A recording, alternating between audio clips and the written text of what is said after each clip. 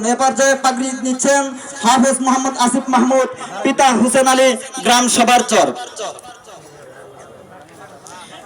এরপর পাগড়ি নেবেন হাফেজ মোহাম্মদ জসিম উদ্দিন, লজিং মাস্টার মোহাম্মদ সুমন, গ্রাম নীলক্ষিয়া। এরপর পাগড়ি নেবেন হাফেজ মোহাম্মদ মিজানুর রহমান, পিতা মোহাম্মদ মুফাজ্জল হোসেন, গ্রাম শেরপুর।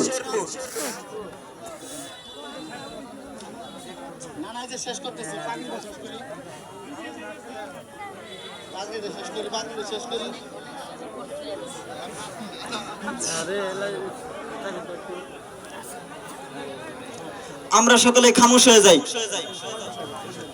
সকলে যারা দাঁড়িয়ে আছি সকলে বসে যায় ইনশাআল্লাহ।